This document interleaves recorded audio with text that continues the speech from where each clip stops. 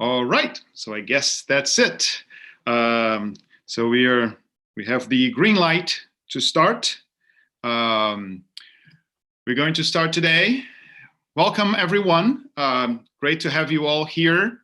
Hopefully more people will be joining us. That's how these things happen, usually online. So my name is Luis Amaral. I am an associate professor in the Department of Languages, Literatures, and Cultures at the University of Massachusetts Amherst. I've been working with bilingual acquisition, language revitalization, and indigenous language instruction in Latin America, and I will be your host today. So welcome, everybody. Before we begin, I would like to thank Abralin and its president, Miguel Oliveira, for organizing such a fantastic sequence of online talks. I think you will all agree with me that this is one of the best things to do during this pandemic. So the Abralin ao Vivo, Linguists Online, is an initiative of the Associação Brasileira de Linguística, the Brazilian Linguistics Association, in cooperation with several international partners, among them le Comité Internacional Permanent des Linguistes, la Asociación de Lingüística y Filología de América Latina, la Sociedad Argentina de Estudios Lingüísticos, the Linguistic Society of America, the Linguistics Association of Great Britain, and the Australian Linguistics Society. So now it's my great pleasure to introduce you to our keynote speaker tonight, Professor David Bradley. It's an honor to introduce Professor David Bradley, who received his PhD from the School of Oriental and African Studies at the University of London, and is now an emeritus professor of linguistics at La Trobe University in Australia. Throughout his very productive career, Professor Bradley conducted extensive research on endangered languages, social linguistics, historical linguistics, geolinguistics, language policy, and phonetics and phonology in Southeast, East, and South Asia over many years, especially on Tibeto-Burman languages, as well as on other languages of these areas and on varieties of English. He has documented a number of languages of Asia, worked on with various communities there to maintain and revitalize their languages, and trained and supported large numbers of scholars to do similar work around the world. He has taken many leadership roles in the discipline, most notably as president of the UNESCO's International Permanent Committee of Linguists, a position that started in 2014 and will go until 2023. So today, he's here to talk with us as part of a series of talks and roundtables on language revitalization. I encourage you to check the ones that have already happened and are available online and the ones that will come later. And the title of his talk for tonight is Resilience Linguistics: What is to be done with endangered languages? So without further ado, I'll just give you the floor. Professor Bradley. Okay, thank you very much. I think we need to switch screens. I think the most important thing that we can talk about now is to look at what we can do about this important problem confronting linguistics. I hope you can see my PowerPoint screen. As you can see, the title is, as Louise has said, What is to be done with endangered languages? And as president of the Comité International Permanent des Linguistes and emeritus professor at La Trobe, I think it's important for us to put as much effort into this as we possibly can. Firstly, let me thank Abral. David, we cannot see your PowerPoint. Can you try that again, please? Okay, let's go into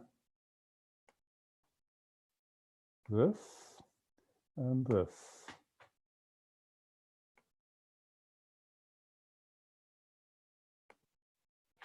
Better? Now it's working. Okay, so as I said, we need to be as active as we can, I think, in working on the problem of language endangerment. And the way to approach this, in my opinion, is to take an approach which is sometimes called resilience thinking. And so I call this resilience linguistics. Before I start, though, let me gratefully thank Abralin, which of course is one of the many members of CIPL for the invitation to present here and express the hope that you and all of your families, friends, and colleagues are healthy and safe everywhere in the world at this difficult time. We need to be aware that other things are more important than language. We have other priorities. It is important to be healthy, to be safe, to have economic security, and to have this in the future as well. We need to support and develop research to improve all these characteristics of human life, and we need to disseminate information about them through language. So this is where language plays the key role. We as linguists work on language. We're committed to better understanding of how it works, but we have to be aware that communities have other priorities, even though language is still a key tool. Well, why do we need to do this kind of work? As we know, language endangerment is extremely widespread. We also know that language loss brings major loss of ecological and other knowledge. And at the end of my talk, I'll give you an example of one such type of knowledge, which would be very, very problematic if we had lost it.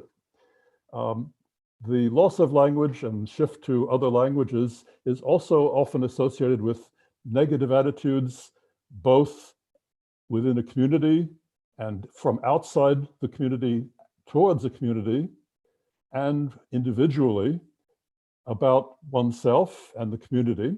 It's also important to one's identity. Now, why do people do this language shift? The basic mechanism is that parents, families, choose not to transmit the language in the home. And they do this for various reasons, which we talked about a moment ago, the economic progress that they think they will make by having the national language as their primary language and other things. The other thing that is another major factor in this choice is that governments often compel people to be more proficient in languages other than their mother tongue. So for example, education is usually conducted in languages of the nation rather than in the mother tongue. Now, in linguistics, in the last 30 or 40 years, we've moved forward a great deal, I think, in how we talk about this, the terminology that we use. We used to use fairly negative terminology. We used to talk about language death. Now we use more neutral metaphors, language endangerment. We used to talk about moribund or dying languages. Now we speak about critically endangered languages. We used to speak about dead languages. Now we speak about sleeping languages, because there's always the possibility that a sleeping language can be awakened, can be revived, given the community desire and given the linguistic capacity and facilities to do so. We used to talk about language revitalization, which is, of course, an important factor in all kinds of language maintenance, but it's not the only thing to do.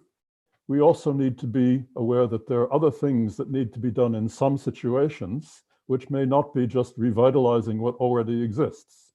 We need to develop new strategies. We need to revive languages that are no longer spoken, sleeping languages. We need to be able to find the material to help such languages to develop. So we now have, I think, a more general term, language reclamation, which refers to all of these different processes, not just revitalizing languages that are endangered. Now, we've been doing this for a long time. We didn't always call it the same thing, and I've just sort of given a 2 millennia summary of what's been going on around the world. The Emperor Claudius, in the first half of the 1st century AD, made an intensive study of the Etruscan language and produced a dictionary. Disastrously, sadly, this dictionary is no longer in existence. So the Etruscan language, though it has inscriptions, is very difficult now to actually reconstruct and would be impossible, I think, to revive. Another major area where people have been working on languages of smaller groups is the Chinese government Office of Translation, which has existed for approximately 600 years and still exists. It documents languages not just of neighboring countries, but also of minority groups within China, and provides both translation and, in some cases, interpreting services for these languages. We had, in the Romantic period, the European folklore approach from about 200 years ago, where people started to be interested in the historic culture and language of indigenous small groups. We have the linguists from the School of Boas in North America and all of the many successors since the 1880s who have been documenting and helping language communities to survive. We had many individual linguists who worked during the early 20th century. So Harrington from 1915 on languages of North America, Dorian from 1963 on Gaelic in Scotland.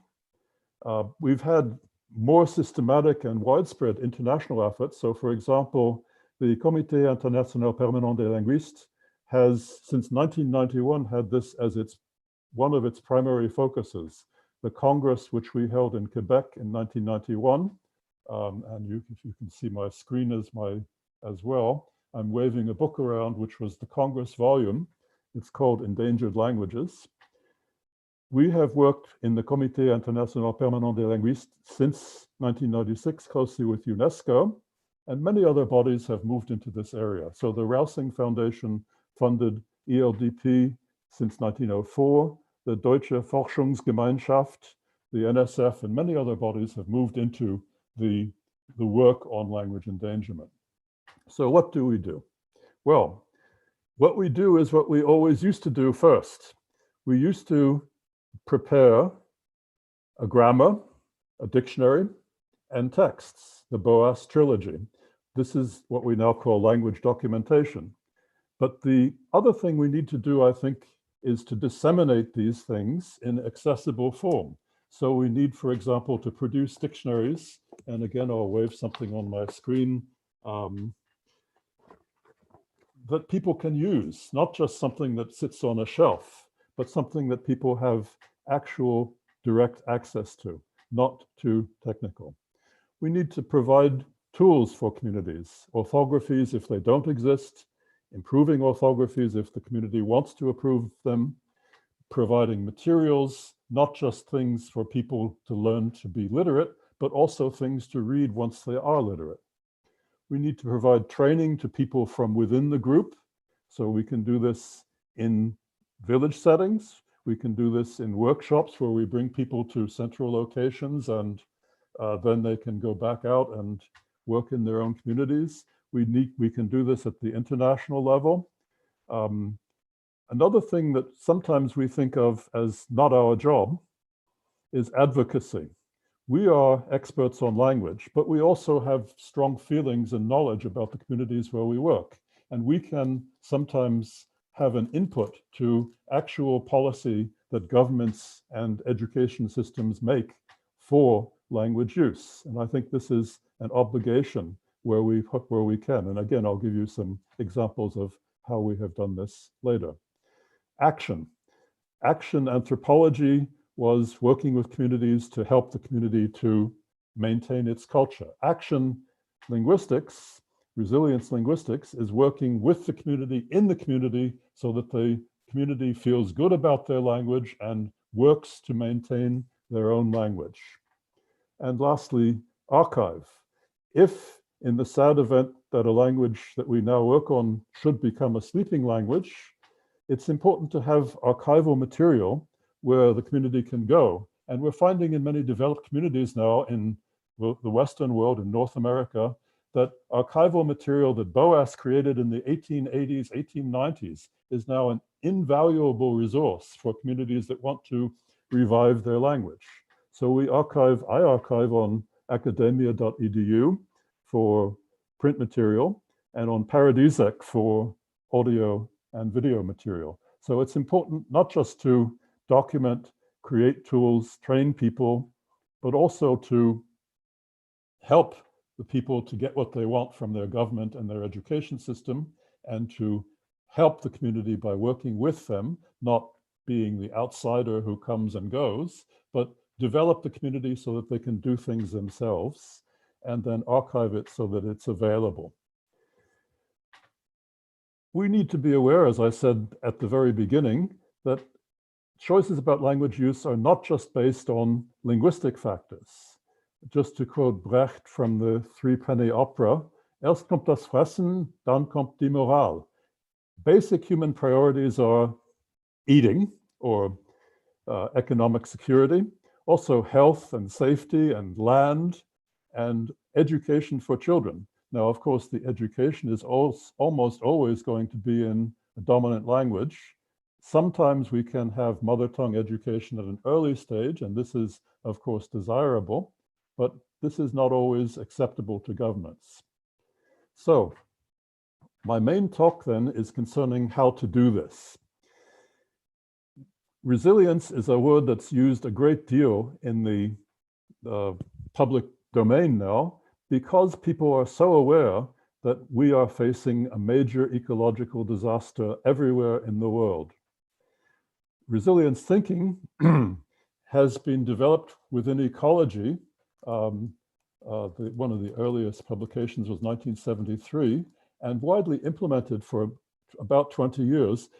It investigates how ecological systems change in response to various input factors, and how we can have an effect by changing some of those input factors. But it also accepts that you may not be able to revert to the original ecological state. So in a linguistic metaphor, we cannot expect that a language will revert to the way that the ancestors used to speak it 100 years, 500 years, 1,000 years ago. But by approaching this from a new perspective, I think we can still achieve a new equilibrium, that people can have the language and use the language in the way that they choose to, and not be consigned to having their language fall asleep. So we have been working to achieve this resilience for many, many years. We didn't call it this, but this is what I think I and many others have been doing to help communities to maintain their endangered languages. So what we do then is a blend of eco-linguistics and resilience thinking. We need to understand what are the factors that underlie the choices that people make about language use. Unlike eco-linguistics, which is just documenting these factors, resilience linguistics tries to promote the reclamation of languages, to seek a new equilibrium for that language. Now, we have recently published a book which has several hundred pages discussion of this, and here's the blurb. You can find the information about this, as I said, on my academia page, but it's also available in paperback, so I hope that this may have some use in communities. It's written in a way that is intended not just for technical linguists, but also for people who have less academic backgrounds, that they can also usefully access and use this book. So how do we work with communities? We need to help them to build their identity, to develop positive attitudes. Even just being in a community and working on the language, someone outside being interested in their language is sometimes a helpful support for people's attitudes about their language. Now, this is not to be egotistical, but it's, I think, important for people to know that outsiders, not just they, but outsiders also care. We need to develop networks within the community. Sometimes communities are broken up and isolated and not able to be in contact or communicate with each other as easily as they might have in the past due to other external factors, people moving into their territory and so on. We need to develop the resources that people can use to maintain their language, and also to document aspects of the culture that they wish to maintain, and document the language that's related to those aspects of culture, such as traditional song, traditional medical knowledge, traditional craft and other activities, and so on.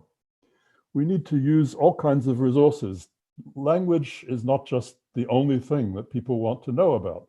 People want to know about their plants, people want to know about their history, and so we sometimes need to have other experts to come in to help us. So botanists or other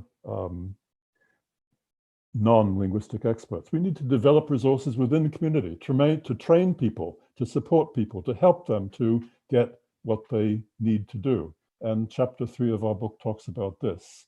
Now, as you can see in my next slide, what are the factors that contribute to a language being vital or endangered? And there are, I think, 3 main areas of factor.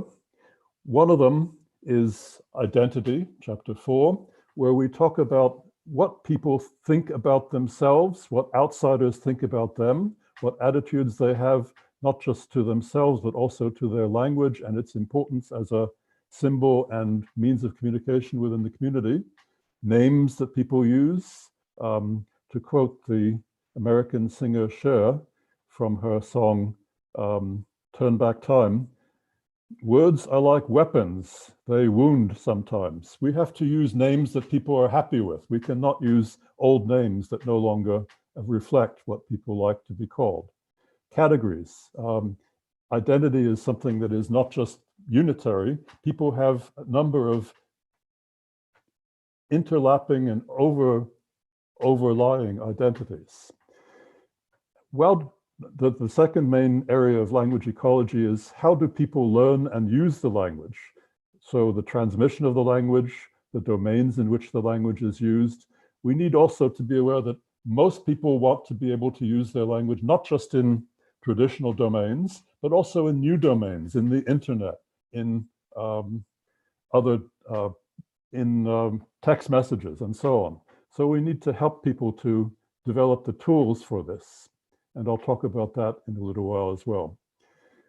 Policy, this is something that we are not in control of, but as I said, as advocates for a community and advocates in general for language in our world, we can have an input, I think, to local, national, and international policy, but we first need to understand it and try to play our role to shape it in ways that are positive. And then there are the other many ecological factors which include, among others, the cultural aspects of the community, the demography, how many people, how scattered they are, the geography, where they live, are they the only people that live there, how good are the communications around there, and so on. The history of the community, the economy, the education system, and so on. So as I mentioned before, that language revitalization is not really a good word for all of the different things that are involved in having an input into the way that languages that are endangered can be assisted. Reclamation is in general a term that can be used for all of these, but when a language is not just endangered, but further down on the trail of losing its vitality, we have other strategies to play. Now, in our book, we talk about a number of case studies of an endangered language which is being revitalized, the Bisou language in Thailand. I'll talk about that more in a little while. A sleeping language which is being revived, the Kaurna language, which is the traditional language of the Adelaide area of Australia. A language which is lost, where we can have heritage activities, but actual language revival may be unrealistic, as for Ainu in Japan. A language which is entirely literary, well, it was until 140 years ago, and which can be renativized. Hebrew in Israel is the primary example, but there are others. A language which has divided into dialects which are becoming progressively more and more diverse and, excuse me, unintelligible. And we can then rebuild them into a new unified variety. Fishman called this Einbau, basically the opposite of Claus's Ausbau, where you take an existing dialect and make that the standard. Einbau is you take everybody's dialect and you put them together to form a new composite variety. And one example of this, not very successful example, I'm afraid, is Romansh in Switzerland. But I'll talk later about a more successful example of this, Lisu in Asia. And then we have contact languages like Patois in Macau, where languages have become nativized in a contact situation, and they can then become endangered because often languages of contact origin tend to be regarded by their speakers as of relatively low status. The traditional terms pidgin and Creole usually have some pejorative connotations. So what does reclamation try to do? We don't try to bring the language back to the way it used to be. We know that languages change. We know that endangered languages change very rapidly in some cases. And we talk about this in chapter 7. We need to have in our revitalization, reclamation strategies, realistic goals. We cannot expect people to succeed in things that are unrealistic. We need realistic goals. We need not to discourage people because their goals are unachievable. We need to keep and develop positive attitudes. We need to avoid problems related to authenticity, that people think that this thing that they are creating a new equilibrium for is not the authentic original variety of the language. It's never as authentic as the language used to be, but then modern English is not authentic Old English either. So from the perspective of the community, they need to decide whether they want to speak, what they need to say, what they want to be able to say, and they need to decide how closely they want to say it to the way their ancestors used to say it. So I'll talk about 2 case studies, both fairly brief, both cases where I've worked in the community myself, and both cases where also, as is, I think, essential, we bring in other people. We bring in other experts from the local community, from, in this case, Thailand, Burma, China, and members of the community itself, and train them and bring them to the stage where they can work on their own language. So in the case of Bisou, currently spoken in 5 villages, 2 in Thailand, 2 in Burma, and 1 in China. It's also formerly spoken in at least 2 villages in Thailand, where it was spoken when I first went there in 1976, and also formerly spoken in a number of villages in Burma. The current population is about 1,440 people, but only about 2/3 of them speak the language at all, and many of those are what Dorian has called semi-speakers. So that's a fairly advanced case of language endangerment. In the second case, Lisu, a language spoken by 1.1 million people in 4 countries, plus a small diaspora, you might say, okay, this is not really an endangered language. But what is endangered about Lisu is the unity of the community and the intelligibility within the community. Furthermore, the culture and history of the community. So the first case study, Bisou. Bisou is one of a group of 4 languages which all are endangered, and they're all spoken by small groups. Laomian is spoken in China and Burma. Sangkong is spoken in China. Punoi is spoken in Laos and Vietnam. And the 4th of them is Bisou. None of these 4 languages is mutually intelligible. I've actually taken recordings of Punoi from Laos and played them in Bisou villages. People cannot understand them. I've taken recordings of Bisou to Laomian villages in China. They don't understand it. A lot of the words are the same, but the languages have diverged for several hundred years and are not mutually intelligible. So who are the Bisou? Well, the Bisou call themselves Bisou, Bisou, or Misu. As I said, endangered languages change rapidly. These little numbers represent the pitch of the tone. 3-3 is mid-tone, 5-5 would be high tone, 1-1 would be low tone. So Bisou, mid-tone, mid-tone. That's their own name. Other people call them other things. So the Thai call them Luat, which is a general term for a number of small groups, most of whom speak other languages. The Burmese call them Pien. The Chinese call them Lao Pin. So that the group is not regarded as the same group in these three different countries. It's regarded as three different groups. So they were divided not just by national borders, but by the national classifications of the countries where they live.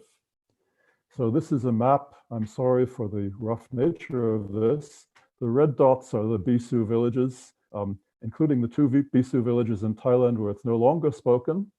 And then up in Burma, 2 villages, and then 1 village in China. You can see the Lao Mian off to the northwest of the Bisou, the Sangkong between the Bisou and the Punoi in northern Laos and Vietnam. So how did I work with the Bisou? Firstly, you work with the community to decide whether they want to write. Not every community wants to write. Some communities are happy to have a language which is entirely oral. But the Bisou wanted an orthography, so I worked with them. And the Thai government policy is that orthography should be based on the Thai orthography. So I developed a Thai orthography for Bisou. Working with the community in 1976, we discussed it. We worked out what they wanted to use to represent the various sounds of the language, some of which do not exist in Thai. So we had to make some decisions about how to represent them. Create textbook materials, not just the materials for people to become literate, but also the materials for people to read once they are literate. To do ongoing linguistic research, to train people within the group. Now, I must say in this case, most of the training was undertaken not by me, but by colleagues in Thailand who are based at Payap University in Chiang Mai, who have undertaken an ongoing project with the Bisou to maintain and develop their language. We also networked. As you saw, the Bisou live in 3 countries, but they didn't even know in Thailand in 1976 that there still were any Bisou in Burma, and they had never heard of Bisou in China. So we went to China and did a language atlas of China in the 1980s and facilitated work by Chinese scholars on Bisou and other languages like Lao Mian and Sangkong. We took Bisou to visit from Thailand, to visit the Bisou in China and the Lao Mian in China. We organized meetings between the Bisou in Burma, who can come to Thailand, although other people cannot go there, it's too remote, and they came to the Bisou village in Thailand. We arranged for Punoi from Laos to visit the Bisou in Thailand. So all these people who had been out of contact for at least 150 years in the case of the Bisou, and much longer in the case of the Lao Mian and Punoi, were brought back into contact. So this brings people both solidarity and a core purpose that they can see that their language is not just their own village. It's other things, other people, other places as well. Networking is important. So what happened?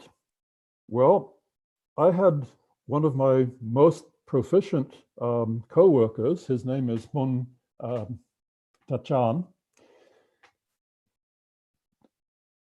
write some stuff out for me.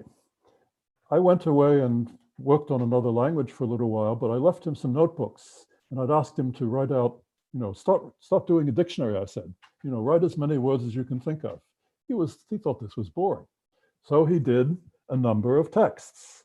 And this is the first text that he wrote for me in Bisou on the left and in Thai on the right.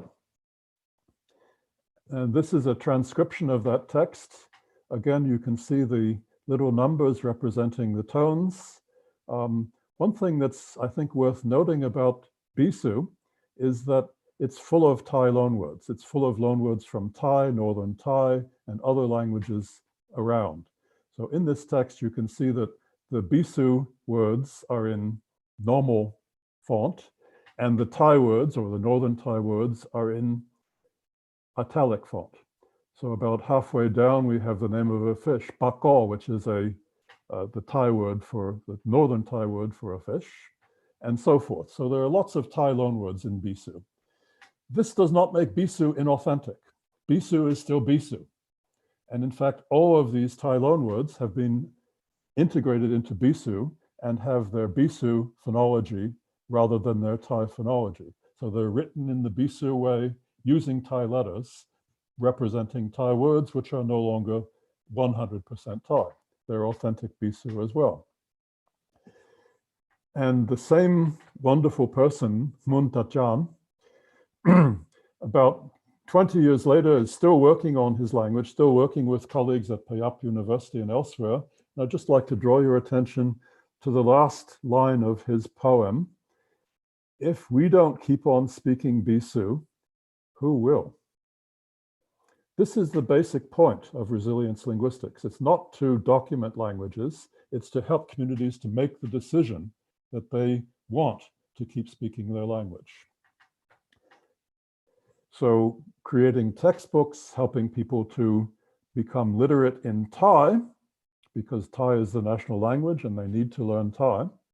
And also, guess what? People want to learn English. So a lot of the textbooks that we create have English as well. This is our basic primary literacy textbook created by the colleagues at Payap University in conjunction with Mun Tachan and the other people in the Bisou villages in Thailand. One problem with this, as you saw, the Bisou live in Burma and China as well. And a Thai-based orthography is not much use to people in Burma or China. So in fact, a separate orthography is now being developed for Bisou in Burma. So sadly, we're not able to unify the Bisou with one orthography because the Thai orthography, as required by the Thai government, is not suitable for use in Burma. So we can't always do exactly what we want. If we had created a romanization, that would have been contrary to Thai government policy. In fact, what the Bisou in Burma want is a romanization, and that's what they're getting, a romanization for Bisou.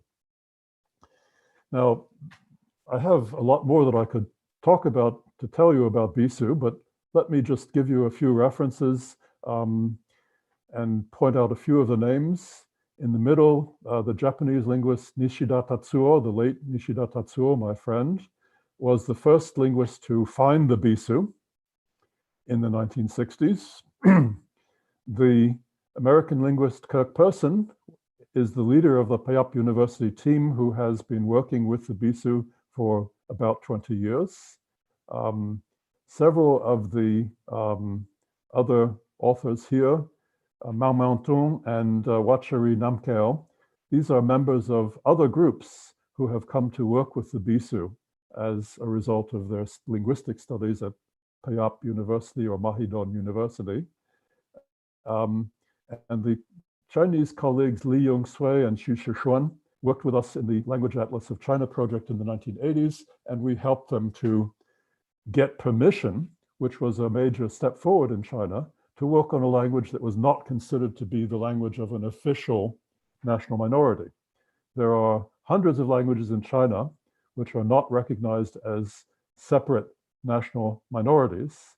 There are 55 official national minorities, and as I say, in some of them, there are scores of languages.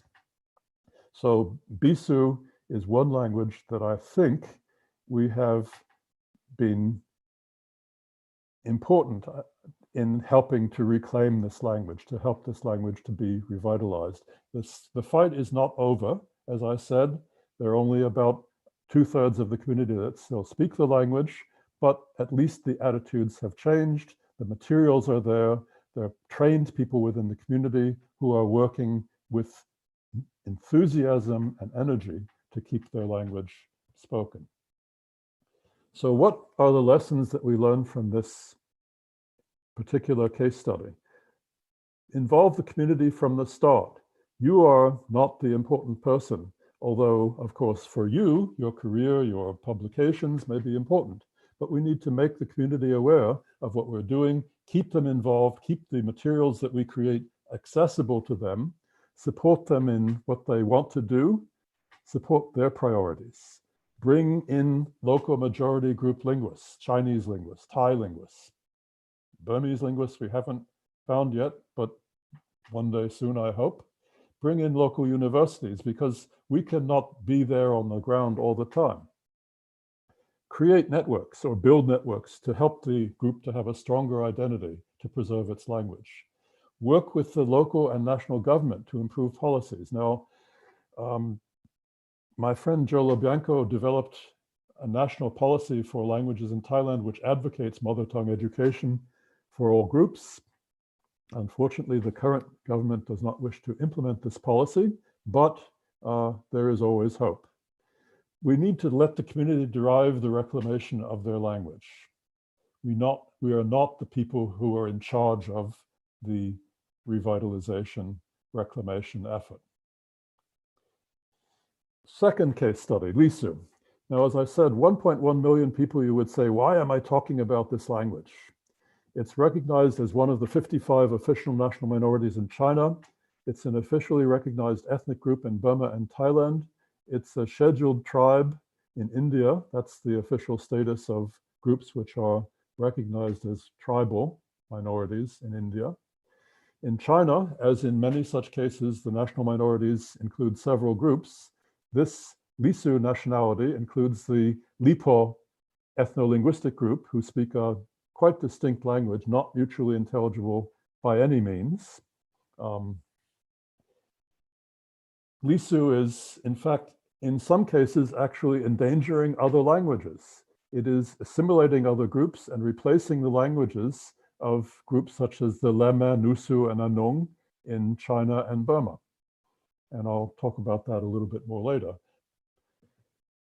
Lisu has numerous dialects. They've been out of contact in some cases for many hundreds of years, spread across Yunnan and Sichuan province in China, also in northern Burma, northern Thailand, and northeastern India. And in some cases, due to this long divergence, the mutual intelligibility is limited. So it's a group. They think of themselves as a group. They have a name. They have an identity.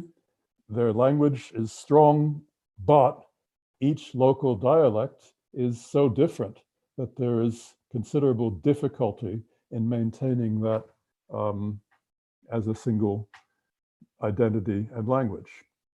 So how do you go about Anbao? How do you create a language that people will use to bridge these gaps between dialects that are developing on the way to languages? Well, in this case, it was done by Christian missionaries. The orthography that is in use for Lisu was devised by Christian missionaries in Myitkyina, northern Burma, starting at Christmas 1914, and came into its final version in 1917. The three missionaries were a Scot, James Fraser, from the China Inland Mission, an American, James Geiss, from the American Baptist Mission, and a Karen missionary from Burma. So what did these three people do? They created an orthography. They then formed a committee consisting almost entirely of Lisu people with one outsider to coordinate. Originally it was Fraser, and then later other people moved into this role. These people worked together between 1917 and about 1943 to create a new literary dialect. It's a compromised dialect. It is different from every possible spoken dialect to a greater or lesser degree. It has been simplified in a number of ways. Each different variety of Lisu has a complex evidential system, a complex epistemic system, a complex system of deixis, and many other grammatical systems. The compromised literary dialect, literary Lisu, has been simplified. Most of the evidentials have been eliminated. Most of the epistemics have been eliminated, just those which are shared. So it's a kind of common denominator dialect, which has had all of the individual features that developed in these regional varieties of Lisu over the last few hundred years eliminated. It has also been expanded in various ways to cater to the need of, among other things, Bible translation, to create, for example, abstract nouns. There are, of course, ways to create abstract nouns in Lisu by suffixing a nominalizer to a verb, for example, but they, in this committee, created a new way of forming abstract nouns. This compromised dialect has now become not just the language of the church, but also has spread into many other domains. So because of the creation of this standard, it has now become possible for Lisu from everywhere in this very wide range, from China to Burma to India to Thailand, to talk to each other. The standard replaces the local dialects in written and some formal spoken domains. So if you go to a church, you will hear literary Lisu. You will not hear the local dialect. For that matter, if you go to a Nusu church, as we have done in northwestern Yunnan in China, you will hear standard literary Lisu in that Nusu church. Everybody in the church is Nusu. Everybody in the church speaks Nusu as well as Lisu. But they use Lisu as their church language, and they use it in its standard literary dialect. What this has done, therefore, is it creates intelligibility between dialects which were out of contact and becoming unintelligible. It creates a unity of identity. It makes the characteristics of the standard spread out into the local dialects. Sadly, because of the attitudes of some of the Christian Lisu, it is also leading to the loss of most traditional oral literature. It is leading to the loss of most other traditional knowledge. So what can we do? Well, we can document the traditional oral literature, and we have done this. We can document other kinds of traditional knowledge, for example, plants. The thesis by Holly Sellers has documented the traditional plant knowledge of one subgroup of Lisu. We can document the dialects, as I have in several dictionaries. And as I say, these dictionaries are very carefully designed so that they are accessible to the community. They use Lisu orthography as well as English. They can be used by a Lisu person to learn English. They can be used by an English speaker, of course, to learn Lisu. We train people from within the group. For example, my former PhD student, Dr. Yudo Fun. We support web developments, a website in Thailand for my friends in Thailand, Lisu friends in Thailand. We build resources. We got a Unicode standard recognized for the Lisu orthography. Now here's the Lisu orthography. As you can see, it looks like an alphabet, except that it has 15 upside down uppercase letters, as well as 25 right side up uppercase letters. Most of them have values that are fairly similar to their alphabetic values, but some are quite different. It has some principles of the Burmese orthography. So for example, any letter, any consonant letter that is written without a vowel automatically has the vowel ah. So the first symbol up there, the B symbol, is pronounced ba. Any vowel other than ah is written with one of the vowels in the third line here. As you can see, there are 9 of them. So what this means, of course, is that the letter A actually represents not this vowel ah, it represents the initial glottal stop. Because if you pronounce a glottal stop, then automatically it has to have the vowel ah. If you wrote ah and then some other vowel, that would be glottal stop plus that other vowel. And Lisu also has 6 tones, and these tones are represented with punctuation letters after the syllable. So we can see, for example, the high tone, 5-5, represented by a full stop, a dot, period, after the syllable, and so on. So we publish books in this orthography, like the Lisu New Year song, the Lisu Bride Price song. We're just publishing this year a trilingual Lisu proverbs in Lisu, Chinese, and English in Dehong, in the Dehong Nationalities Press. So how do these books look? Well, here's an example of the Lisu New Year song. As you can see, it has Lisu on the left in Lisu orthography and English on the right. So it's usable for Lisu who want to learn their traditional songs. It's also usable for scholars and for people who are just interested in Lisu culture. Now, one of the last things I want to say before I conclude in general is we have always thought that, okay, these languages are small, they're problematic, they may be difficult to maintain, they may have no particular use in the future. Well, I don't agree, I'm afraid. We have a lot to gain from the traditional knowledge that's embodied in the language and culture of many groups around the world. So just as a simple example, as I said, I would give you one example. Malaria is a major health problem around the world. Quinine, which was originally a Central American traditional medicine, was an early treatment and is still used as a treatment in some cases. When I get malaria after coming back from Thailand, quinine is one of the things that I got. Then there was chloroquine. Well, we know who's taking chloroquine.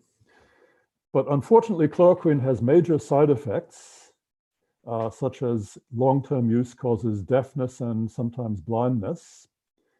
And it's also no longer effective. Resistance has been developed by many strains of malaria in Southeast Asia and other parts of the world. So drug companies developed even stronger things, very nasty things, which also have developed resistance. Now, the Lisu had a medicine, which was a decoction of Artemisia. You take the leaves and you boil them and you drink that.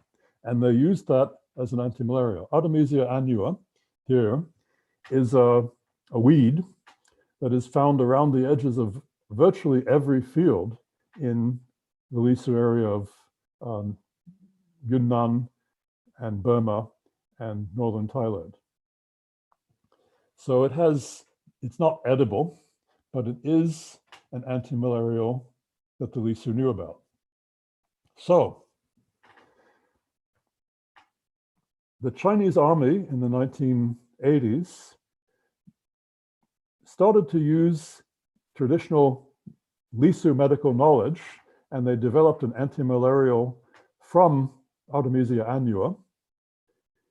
And they use this as an antimalarial, not just, of course, for the army, but also for other people in China.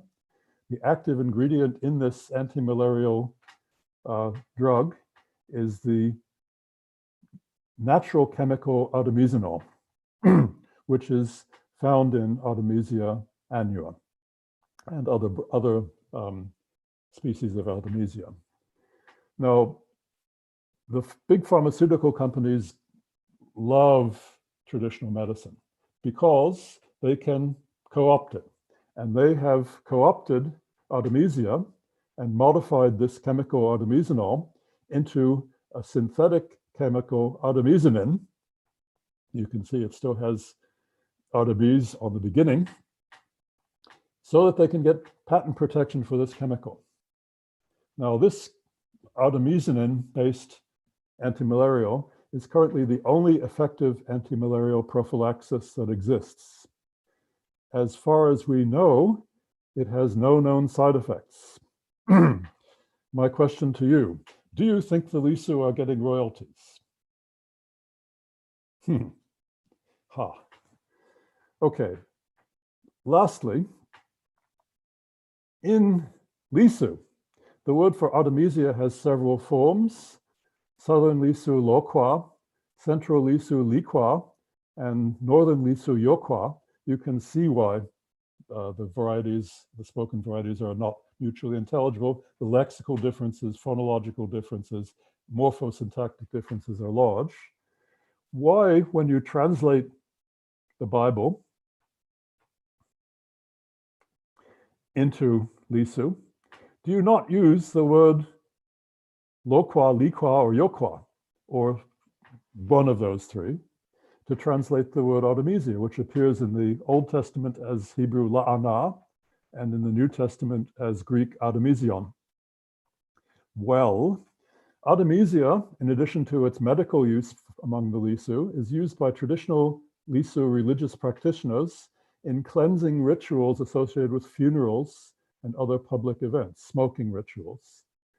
So the compromise standard, which is translated, which translates the Bible, doesn't use the word Lokwa, Likwa, or Yokwa, partly because it has this non-Christian traditional connotation. So the Bible translations use a completely different word. They use the word shusha, which is the word for the plant Chinese gold thread, Coptis chinensis, which looks a little bit similar and is safe because it is not used in any traditional Lisu religious activity. So even when you're doing Einbau, you sometimes do things that are not quite what would be the legitimate thing that should be done to maintain the language. So here are some references. They're too small for you to read, but I think I will put this PowerPoint on academia.edu so that you can look at this at your leisure. So by conclusion, there is hope. We have to work to achieve resilience for languages. So thank you very much. Muito obrigado. And for further references, as I say, you can see my Academia website. Thank you.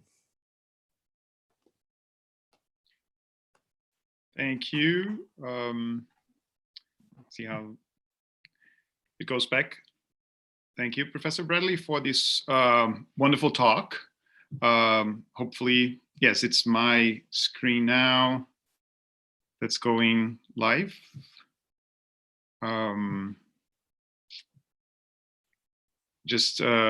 Okay, perfect. Yes, so there are some questions here for you. I'm going to start with two questions that I think that are quite related.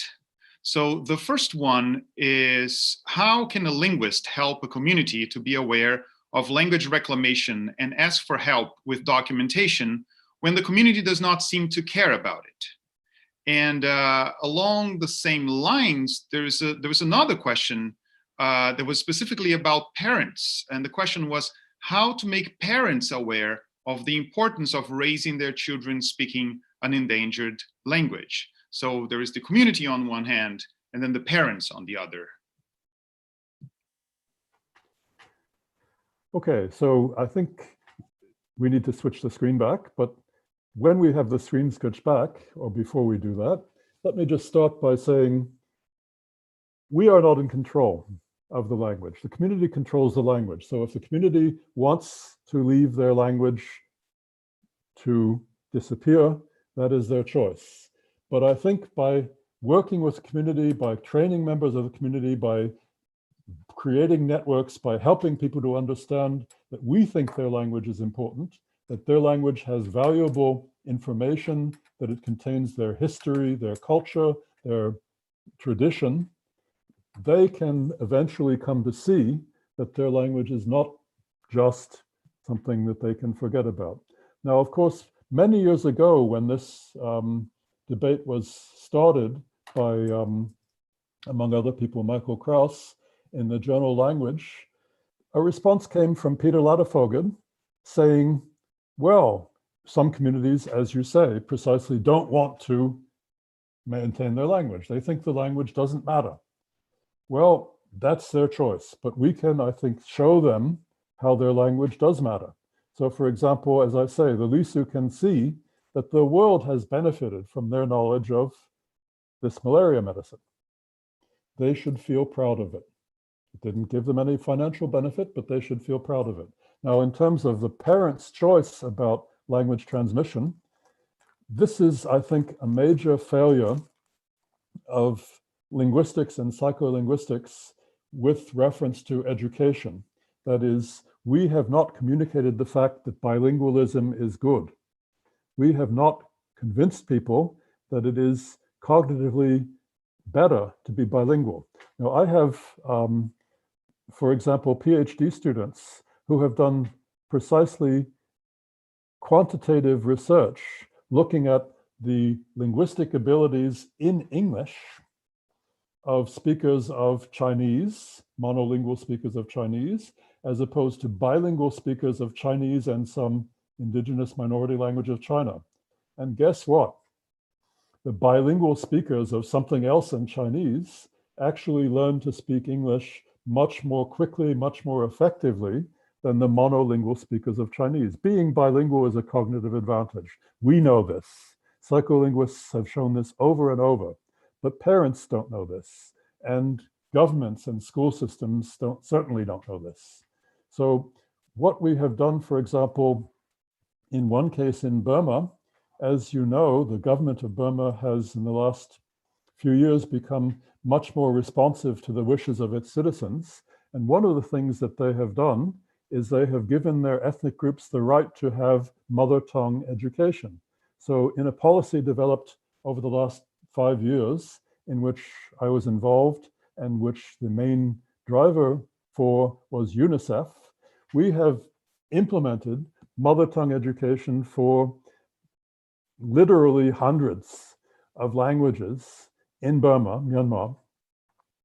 The problem is precisely as your two questions imply. One, does the community really think this is important? And two, are the parents going to support this initiative? Well, we need to make sure that they're aware, A, that their language is important,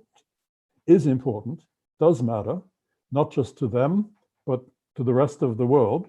And B, that they will find, and the parents will find, if they keep the language alive in the home, this will not in any way interfere with the transition in a school that provides effective mother tongue initial education. It will make, if anything, the transition to the national language easier, better, than if you have total immersion in the national language from grade 1.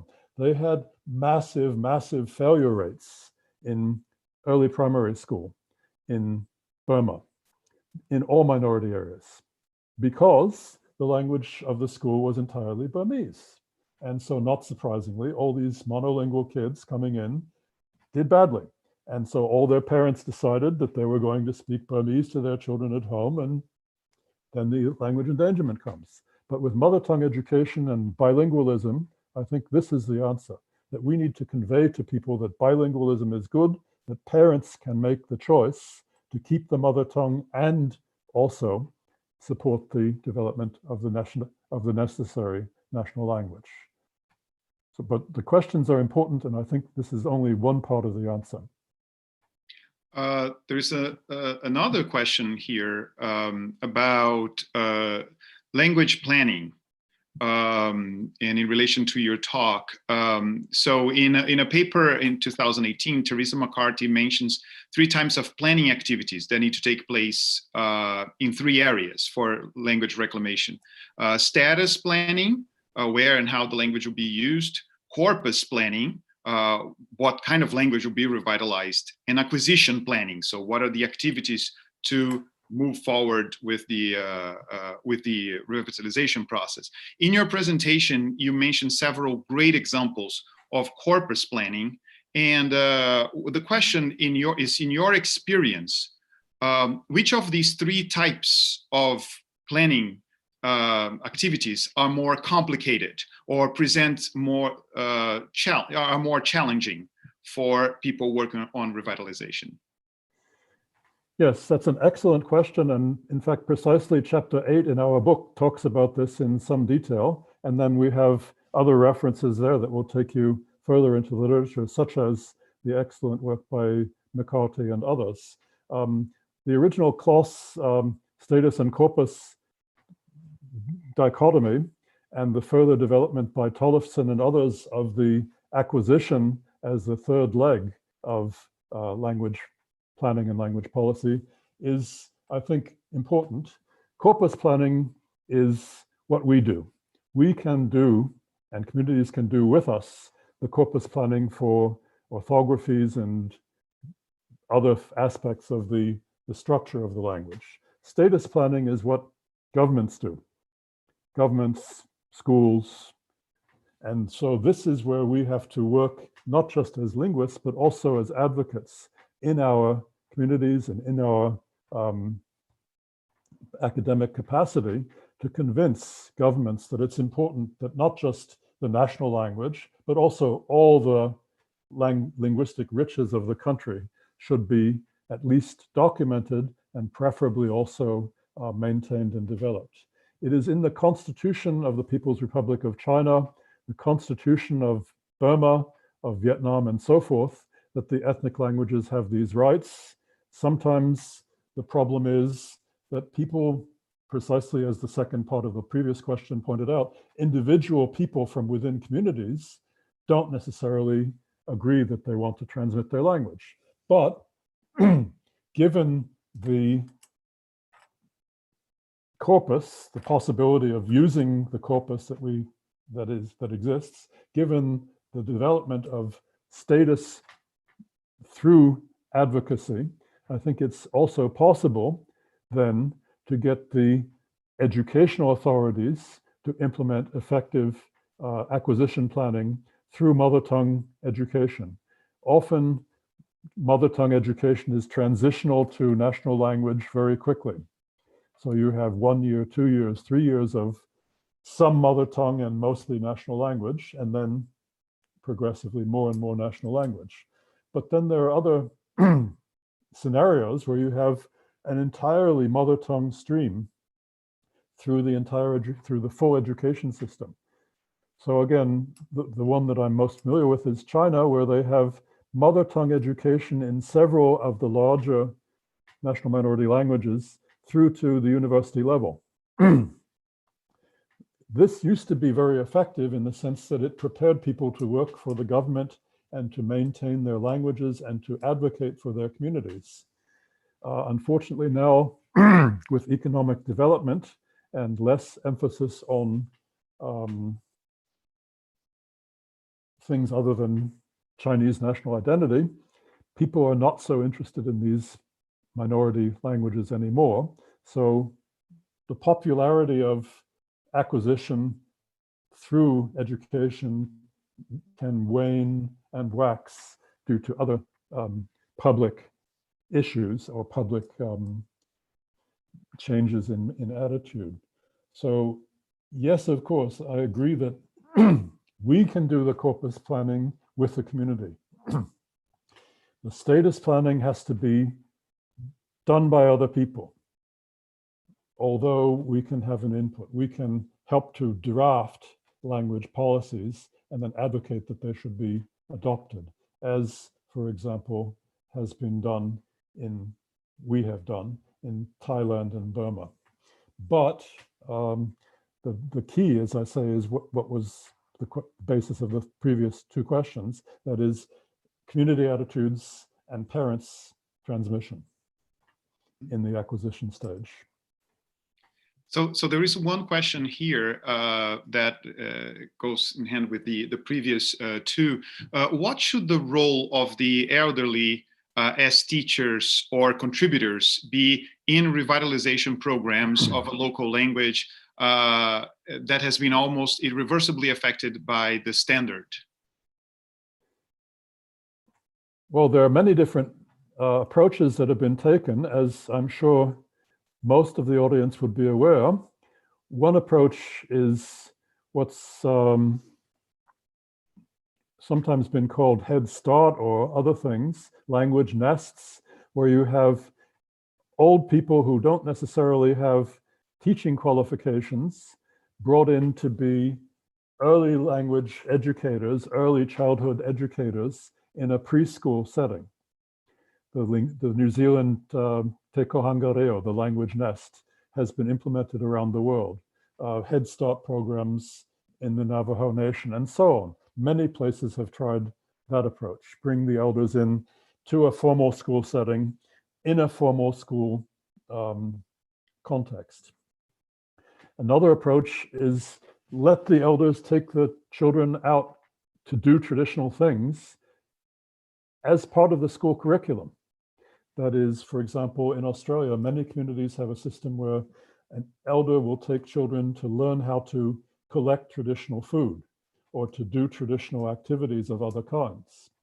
A third kind of strategy, which is, I suppose, in a way, both related to documentation, but also to acquisition, is something that Leanne Hinton and others have pioneered, called the master apprentice system, where you get an old fluent member of the community together with a young, enthusiastic member of the community who wants to learn the language, and they work together often over many years to develop the language skills of the younger member. And often in such a case, the younger member of the community, having acquired the language in this way, can then also become the catalyst in the spread of the language in the acquisition planning stage of teaching the language in a formal school setting. Now, sadly, formal school settings are not the best way to learn language. The best way to learn language is in a human cultural context that involves interaction. So learning it in the family is better. If the family transmission is broken, then, in my opinion, the secret weapon is the grandparents. Bring in those bilingual grandparents. Don't just let them sit in the corner.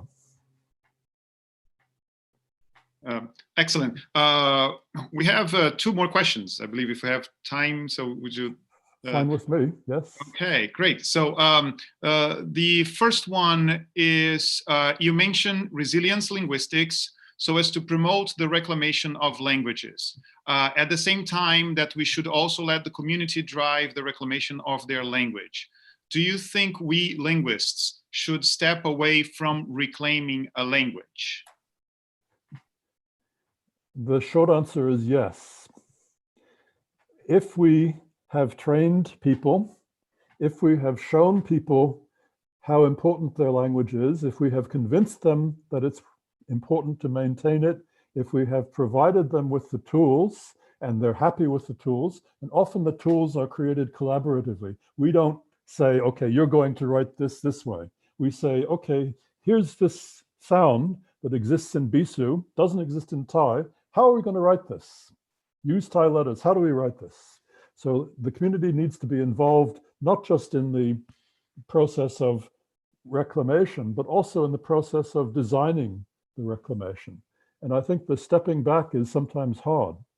Now, Dorian has made a number of important contributions in this area, pointing out that the linguist who stays with the community, remains in contact, provides supportive outside assistance over many years, what she calls a sojourner, is somebody that the community may come to respect and regard as an important resource. So even though you step back, you can still be a part of the community. But really, we do have to step back. So yes, do step back. After the community has done the things that they want to do, they may want to call you back, but do step back. There is another question here about something you mentioned. So you mentioned that researchers participating in reclamation initiatives need to see if the community wants a written form of the language. Many authors that write on language revitalization emphasize the importance of the written language, including in some cases the detailed discussion of the role of literacy in that process. So the question is, in your experience, have you seen a reclamation project without the support of written language? And if yes, how successful were they, and how can that be achieved? Well, the short answer is every community that I have worked in has wanted an orthography. Either they wanted one or they had one. Now, of course, having an orthography is not always the end.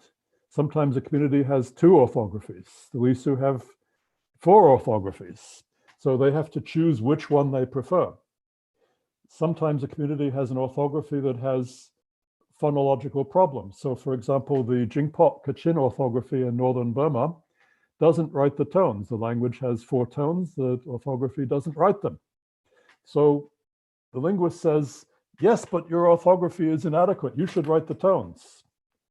And the community hems and haws and says, oh yes, well, let's try it. And 5-10 years of misery later, they still don't write the tones, and they don't want to write the tones. So you cannot force people to do anything. You cannot force people to change their orthography, nor I think should you, unless they want to. And you cannot force people to have an orthography, but in most cases they want one. Excellent. There is one, if I have time before I ask the final question, there is one clarification here, I think from the previous question, about the role of the elders.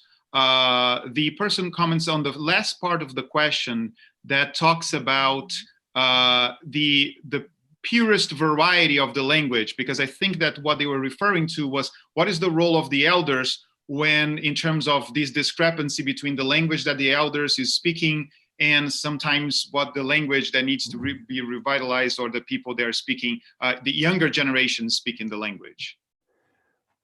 Well, let me just give you one specific example. In the case of Bisou, the traditional language has a series of voiceless, nasal, and lateral phonemes. Ma, na, na, fla. The orthography that we originally devised had a way to write these voiceless sonorant segments. But over the years, because the younger people and the semi-speakers don't usually have voiceless sonorants, the orthography gradually came to lose those markings for ma and so forth. So just in the case of my friend Mun Dachan, who was one of the people that helped to develop the original orthography, his name, Mun, has a voiceless bilabial nasal. But he is now perfectly happy for his name to be written with M, not voiceless. He now accepts for young people to address him as Mun rather than Mun. He has perfectly good attitude towards the innovative younger speaker's speech. Now, this doesn't always happen. It sometimes happens, as Labov said a couple of weeks ago, that old people don't like the way young people speak. Well, in general, old people don't like the way young people speak. But old people, in some cases, will accept that young people no longer speak the way they do, and that that's a valid way to speak. So I think this is, also a challenge in some reclamation settings, that the old people wanting something too puristic can be a break, an impediment in the reclamation of the language. So elders need to be tolerant, and young people need to be interested and motivated. Excellent. I know that I mentioned I would only ask you 2 more questions, but there is one that just arrived that I'm really curious about. I really wanted to hear what you have to say, so I would add one final question to you before we finish. And it's a question, the question that is presented is some universities are creating language revitalization labs. Would you think it would be more appropriate, effective to create language reclamation labs? That is the original question. My addendum to the question is, how do you see the role of institutions and of the university in terms of organizing this knowledge on language revitalization or reclamation, and how could this organization of the knowledge in institutions dialogue with the needs of the communities that are trying to revitalize their language? Frankly, I don't care what they call it, as long as they do it. The important thing is that we need to make the effort, and if the universities provide the resources, that's wonderful. Just to give another specific example, Mahidol University in Thailand has achieved a lot with their funding from the Thailand Research Fund to set up not just rooms in the university that have cultural artifacts in them, but also buildings in villages where languages are still spoken, where people can go and see, for example, the way that old people make baskets, or the kinds of tools that people used to use, the kinds of traps, the kinds of fish nets, and so forth. So it's important to have resources, not just in the university, but also reaching out into the community. And this is something which universities can do. Another example in Sikkim, the university there has a project to document endangered languages of Sikkim. And this is the Union Territory of India that's between Eastern Nepal, Western Bhutan, Southern Tibet, and on the south is the rest of India. In Sikkim, they have 10 indigenous languages, one of which is a variety of Tibetan, one of which is Lepcha, which is the real indigenous language of southern Sikkim, and then 8 other languages from elsewhere. And they document all of them. And they have created materials in this language unit within the university for the education system to use in all of these languages. So they can also be involved in the teacher training. Their students and existing teachers can be brought in for in-service to be trained in the literacy in their own mother tongue, so that they can then also train the children in those things. So the universities need not just to have a room with books, but also outreach into the community. Excellent. Professor Bradley, I'm really thankful for your talk. I think that it was wonderful, and answering the questions and learning about your work was fantastic. Before we end, so I'd like to thank you again. And before we end out, and I'll give you the word for your final comments, I would just like to remind everyone to go to the Abraling website to check the future talks on this series. It's really incredible. It is, as I said, one of the best things that happened during these very crazy times. So please go there and check. There are talks on all topics. So I would like to ask you if you have any final thoughts or anything else you'd like to say before we finish our activity tonight. Well, very briefly, I'd like to thank Abraling again for the opportunity to present this talk. And I hope that my talk will encourage some of you to go out and work in a community. Don't just sit in an office. I know that now it's safer to sit in an office, but soon it should be